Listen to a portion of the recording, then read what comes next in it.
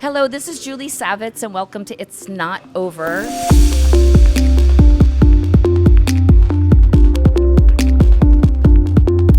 Today we are going to be talking about sex. Yes, I say sex.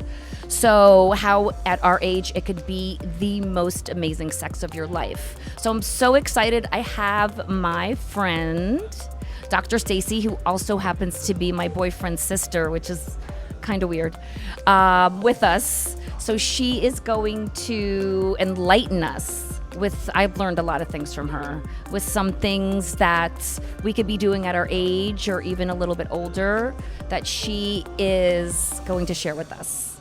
So hi, Dr. Stacy. Hello. The purple hair. Thank you so much for having me today to talk sex. Thank you for coming today. I'm... Ba-dum-bum. You got me there. Okay, so I wanted to know, how did you become a sex therapist? Well, I'm a sex coach. Sex coach. And a sexologist. And I actually, my entire life has always revolved around sex. I've always been open-minded. When I was younger in high school, people actually used to call me Dr. Ruth because they would always come to me with all their sexual issues. So that's kind of got me interested in it. But I actually had my own experience that, if you're okay with me sharing, to let you know how I got into the field. Of course. So I started basically because I was having kids and I needed something that I wanted to do on the side, and actually not on the side, but just as a career. And what happened is that after having kids, my first child, I had a problem with painful sex after delivery. And there was nobody that I can go to in my area. This was like probably, she's 24 now. So 24 years ago, I was struggling, and there was one guy therapist who was in his mid-70s. It was the only person that I can go to. Ew. Yeah. So I'm like, how do I get back to being the mom and the woman and the lover that I used to be when I can't even have sex pain-free? And so that was my struggle. And then that made me think, you know what? We need more people out there that are open to doing this kind of work to help others. So that's kind of where I got started in my sex adventures. Dr. Ruth? She had that weird accent. Can you do it? Dr. Ruth? Yeah. They said she always used to say that the biggest 6 inches were from ear to ear for a woman. So you say you got 6 inches as long as it's from ear to ear. So in other words, basically saying that for women, sex starts in the brain. And that's one of the things that we could even talk about through the podcast, is that people are assuming everything starts down below. But for many women, especially as we get older and in long-term relationships, this is where it starts. It starts in the brain. That's so true. I think as we get a little bit older, women realize that. I don't know if you see it, but this is going to be the next question I'm going to ask you. Younger women, are they more open to being sexual and being out there and being open, or do you see it more as women get a little bit older? I think a lot more of the older women don't give a shit what anybody else wants or what anybody else needs, at the point of like knowing that it's all, not saying it's all about them, but they have the right for pleasure. And many times when you're younger, it's like, oh, I want to just please my partner. I want to please my partner. I have to do this. It's a job. It's a chore.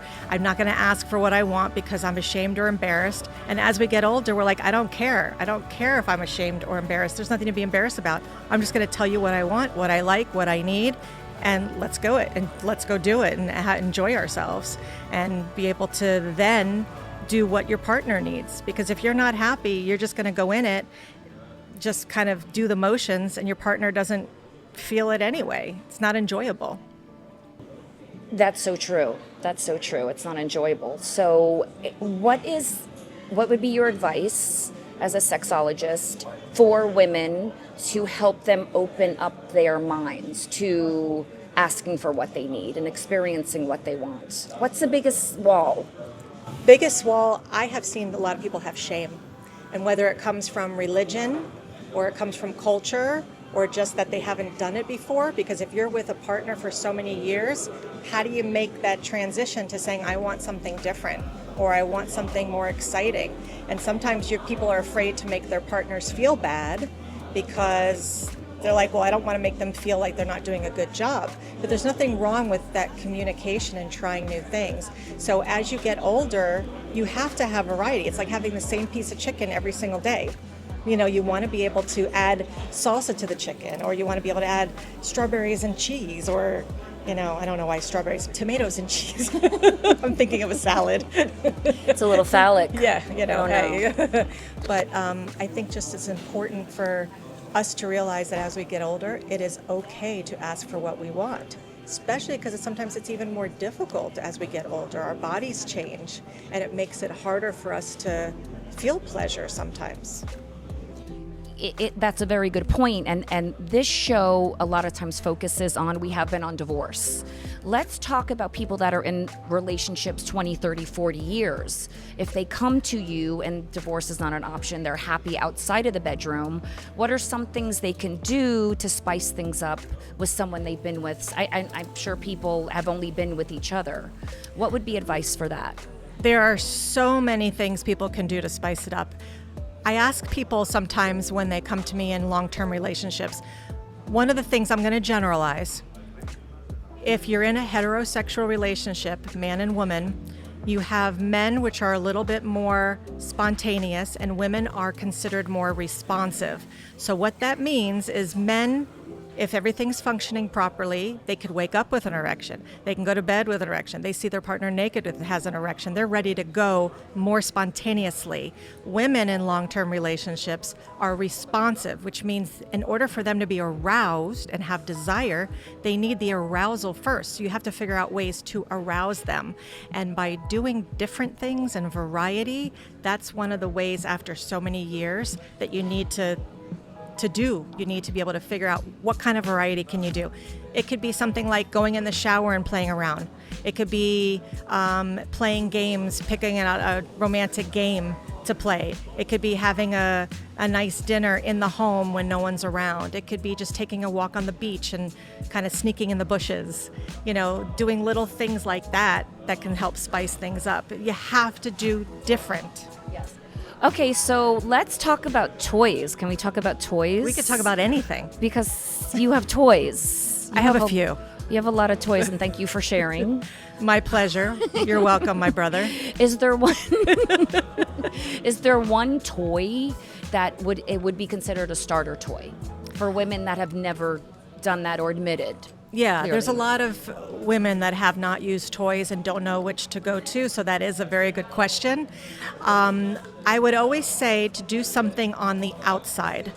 Most women don't realize that 80% of women do not have orgasms with intercourse. They only have it with clitoral stimulation. And so if you've never done anything and you're gonna go get a toy and all you're gonna do is put it in and out, it might be confusing to some people because it's not gonna feel the same as it would to be able to have an orgasm through clitoral play. So you would get something like a bullet. Have you ever heard of a bullet? Yeah, I have. It's about the shape of this microphone, but probably triple less the size. Yes. It's probably and about I think this it moves. big. I think it moves. It vibrates. You want something that you can put on top of the clitoris, and it vibrates. So that way it's not very invasive. It's not phallic. You could just get something, either just a little silver one or something that has a nice silicone, touch to it. And it's important as we get older to use lube. A lot of women don't realize that it's okay that they're not getting wet. Just because they're not getting wet doesn't mean they're not turned on. It just means they're getting older and they need some help. So you use a tiny bit, like maybe a dime size or a quarter size, put it on, yourself, get yourself ready and use just a little bullet type of thing.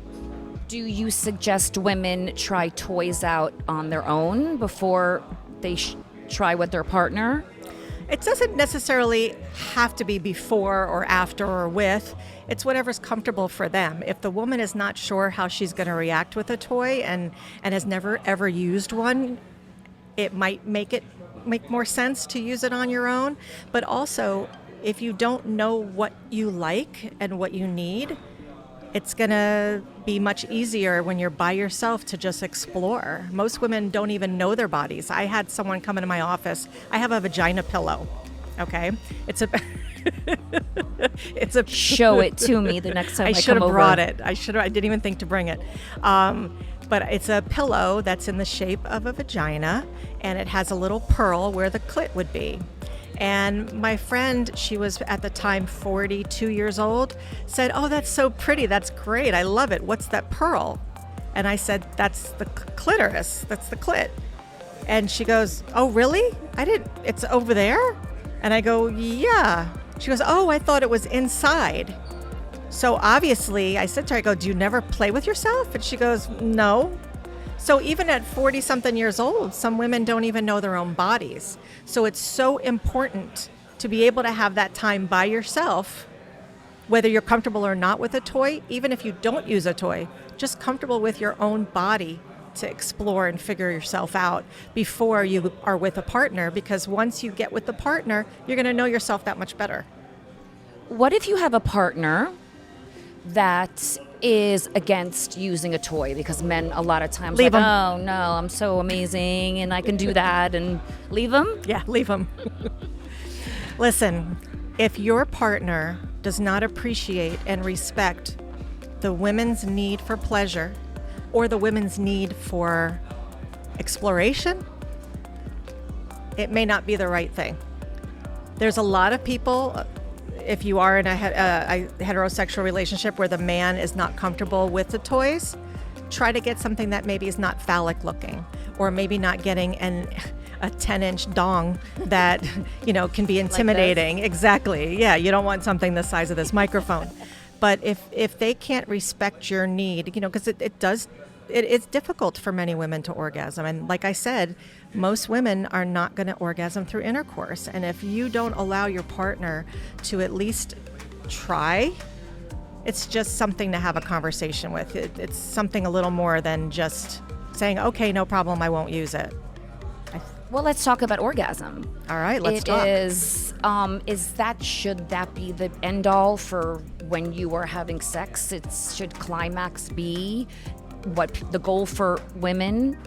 It's different for men, but should that be your goal? 100% no. No. I have had the most amazing experiences without having any orgasms at all. There's tantra practice where there's intense vibrations in your body, where you're staring at your partner and your juices are flowing without even being touched. There's energy work. There's so much that you can do to a body without having an orgasm to really feel pleasure. And if you're in a relationship and you love your partner, it's not always about that. And there's many times either a man can't get it up, they're struggling with, erectile issues, a woman is struggling with dryness, or, people might have an STI at the time and you have to do something around it. Maybe there's a flare-up, whatever it is, there's reasons why you don't always have to have intercourse. And if you can't enjoy each other sexually without intercourse, then you need to look at your sex repertoire and try to figure some things out, because there's hand jobs, there's vibrators, there's licking and sucking and all these other things. You don't have to have an orgasm to enjoy yourself. When do you think the shift happened? As you're talking, this would clearly not have been something we were talking about 30 years ago. I was, but no one else You were was. Dr. Ruth. But when do you think the shift changed, where women are allowing ourselves to be part of the process and be happy and explore our bodies with a man or without a man? I think it's just as we've gotten older and just being able to put it out there in the universe that sex is okay. I mean, there's so much taboo around it. Just having this conversation is helping women go, "You know what? I'm normal. I'm okay. Let's do this." It's being able and being allowed to communicate. I mean, right now, social media, I get flagged on everything I put out there when it's something as simple as putting out a romantic evening. We're being censored so much. I write for Pornhub in the Sexual Education Center, which is not even connected to the porn, and people can't access it in Florida. And it's education. It's literally educational articles. So I think that the more people are out there talking about it, the older we get, the more we don't care. We're more open to exploration and learning. What do you think? Because I know people that have searched it up lately. I know here in Florida, there's a thing where a lot of the sites have been banned. Yeah, the site that I write for is banned. Oh. I can't even access my own site. Okay, so I that's awful. Yeah. Is there still a stigma, would you say, around porn? 100%. Yeah. Tell me. 100%.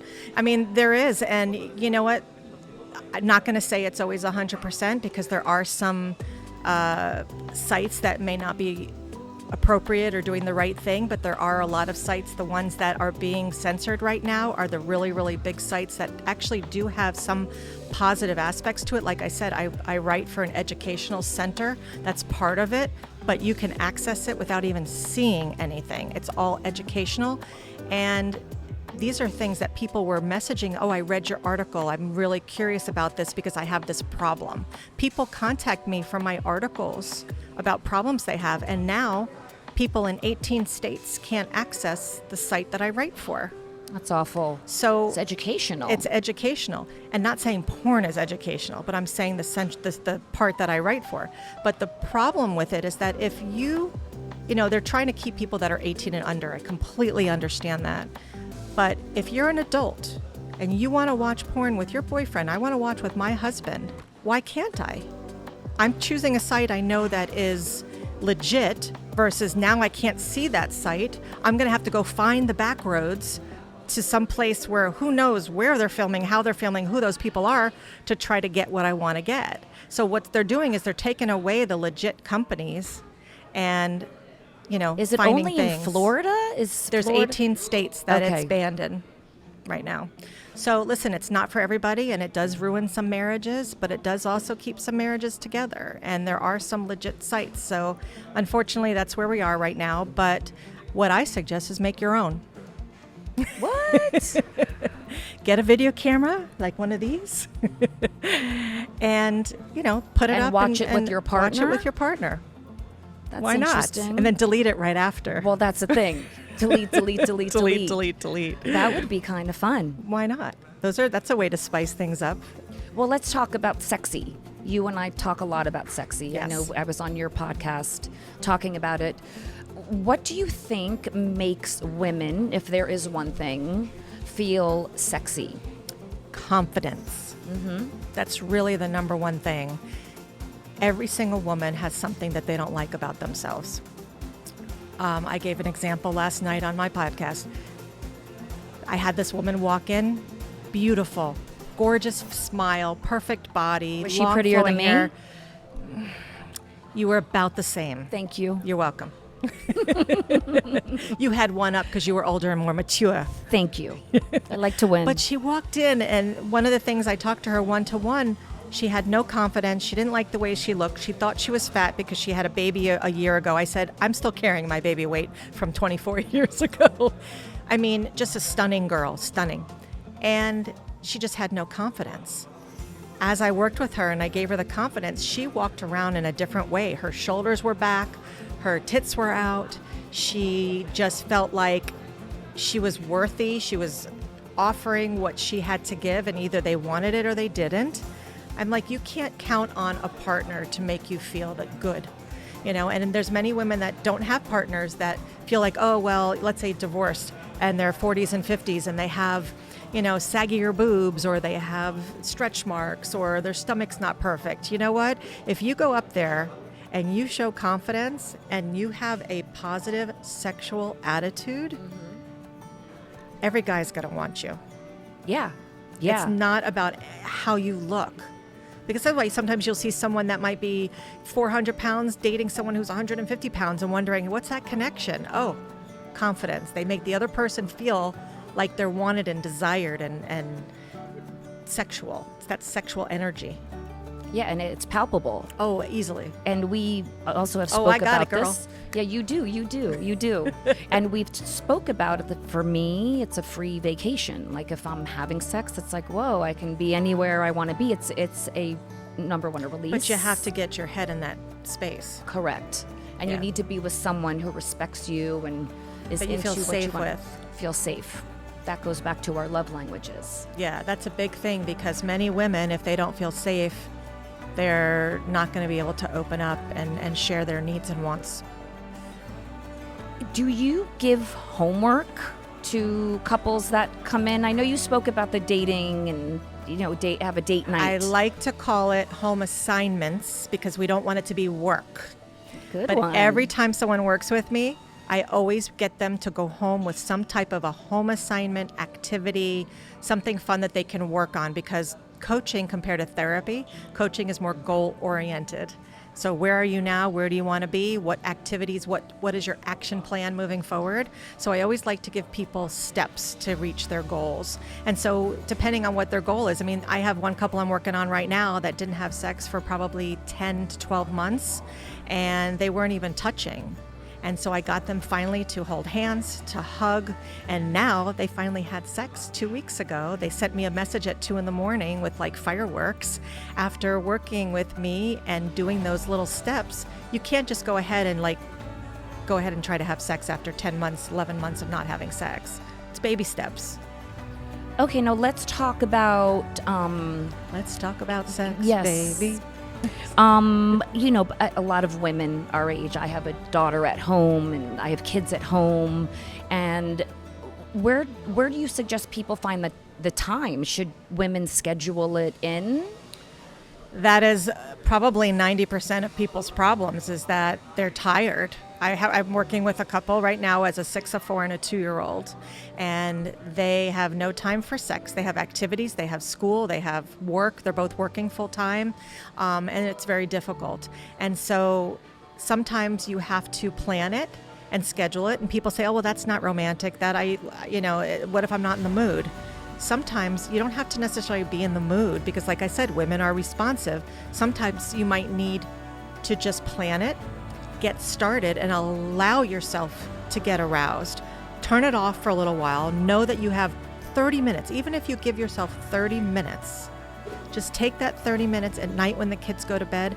Most people are either on their phones, they're watching TV, they're scrolling through their computer, rather than taking 30 minutes. Do that first and then get out of the bedroom and go onto your computer, go onto your phone.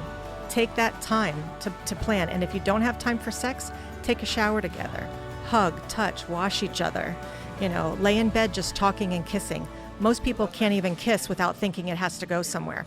Me and my husband, we kiss every single day. And I'm not just talking about mwah, bye, hi, mwah. Like a tongue? I mean, tongue. Juice. Really? Juicy tongue every single day. Do we have sex every single day? Absolutely not. But we are priming each other every single day for what may come, or to at least start the arousal. And a lot of people are like, well, how do you stop? I'm like, you just stop, you make out, you touch each other, you're like, oh, okay, we Is gotta it go. like a wah wah wah? Yeah, no, because it's almost like a wah wah wah. Okay. Okay, all right.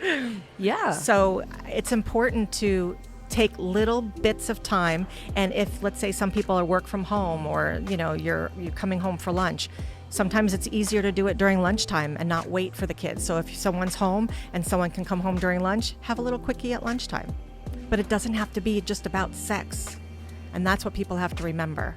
That's the intimacy. Doesn't That's the necessarily intimacy. need to be. Exactly. Yes. Exactly. And sometimes if the woman is not in the mood, but yet is happy to do something for her partner, if, she wants to do a hand job or a blow job or something like that, Give it up for great. the team. Yeah, why not? Make Yeah, your it partner goes both feel ways. good. And same thing, if she's kind of feeling it and the husband's tired, maybe he can kiss her while she's playing with herself. And then who knows, he'll probably get turned on and want to finish anyway. But the point is that just because you're not in the mood doesn't mean you can't give yourself that opportunity to try. Yes, absolutely. Trying. Yes. Now, a couple more things with menopause. I know I went through a terrible bout with it, and there's dryness and you change, and like I have a friend, she got a gray hair on her pussy, and she was like, oh my, yes. Not the That grays. happened to a friend, yes. So, what do you think about like an enhancement? Like, do you suggest women maybe have a glass of wine, or like you said, maybe a woman could start with herself going, if she's it tends to be, but Do you mean to get them going just with don't- menopause? Yes. I mean, it depends. I don't drink, I don't drugs, so for me, I don't need enhancements. I just need peace and quiet and relaxation and softness and gentleness. And a lot of times when women, as they're going through menopause, because they are getting more dry, don't be afraid to use lube. You could just start off with just some lube. Water-based is not the best as you go through menopause. Silicone is, because silicone does not get absorbed where water-based does, and water-based can be tacky. But the silicone helps things glide easier, and you don't have to keep reapplying. So you could use just a little bit, get yourself started, touch yourself, talk to yourself, even start during the day with taking a shower, putting on lotion, shaving your legs, washing your hair, so that way you feel good. So when the time comes, you're not like, I didn't shower today, or I didn't do this today. Oh, my legs are hairy, kind of. And that's what's good about planning sometimes. If you know you're going to be doing it tomorrow night, wake up in the morning, get yourself planned and ready for the evening. But otherwise, grab a glass of wine, take a little time to relax, go into the bed, and don't just start going lips, nips below the hips. I mean, that's what people do. I ask them, what's your sex look like? Kiss, kiss, kiss. That's what they do. That seems to be it for a lot of people. Absolutely. And so it's more about exploring. It's more about learning about your erogenous zones. It's learning about what your body feels like and the reaction to what it feels like when you're touched. Those are the things that are juicy. What is the oldest couple that you have coached? The man was 82 and the woman was 78. Everything was working? Well, it didn't work that often, but the women had not had an orgasm before. Ever? Ever. Wow, that's sad. And I hear it too. And they say, "Oh, I think I did." I'm like, I think you would know if you had one. Now, mind you, at 70-something years old, it's not very easy, because after menopause, your nerve endings die a little bit. Things, get necrose and disappear. So it's not always as easy. But she's just like, before I die, I want to have one. I worked with her. We practiced with toys, and all of a sudden she turned into an animal. She was able to have one. It was small and tricky and difficult to do, but after probably about 6 months, she was able to with a toy. Couldn't do it with her hands because it was just not sensitive enough. And her husband was just like, I can't keep up with her now. Now I can't get an erection, and what am I supposed to do? But they were fine not having sex. They were fine just playing around and kissing and touching each other. Was it their first marriage? Yes, first marriage. Wow. They were both together for all those years. And she never asked for anything. She was just content just doing and having sex, and not really realizing that she's allowed to ask for her pleasure. And so she finally did at 77 years old. It's so exciting. It was, I get goosebumps right now thinking about it, because it was really a highlight of my career. It makes me almost want to cry that for so many years she was having the exact same sex, and they came to spice things up in their late 70s. It was amazing. They were lucky to have found you. It was amazing. Okay, one last thing. Yes. One thing, takeaway to all of my watchers and listeners. One thing. One thing. One advice. Just one? Just one. Maybe two. Okay. But one big one. One big one. Don't be afraid to ask for what you want. This is your life. It's up to you to rewrite your story. Whatever people told you, whatever your religion, your culture, everything tells you before, yes, you want to be true to who you are, but you also we were born to be sexual beings, and it's just so important to be able to enjoy that part of your life. And so don't be afraid to ask, don't be afraid to try something different, and just don't be afraid to learn how to love yourself. And I think that's important. I love that. I really, really love that. And I love you. And I love you. So thank you for coming. You're you are welcome. amazing. Your purple hair, your purple passion project, which we had so much fun doing last night. And I wanted to of course, tell you I love you. Thank you for sharing. And for everyone else listening, thank you for joining us. If there's something you liked and you heard that you want to share with others, please share this podcast, because it is our goal to help you be the best version of yourself. So thanks for joining. If you are looking for more information, leave me a note in the comments. You know what to do down there. You know what to do down there. You know what to do down there. Yes.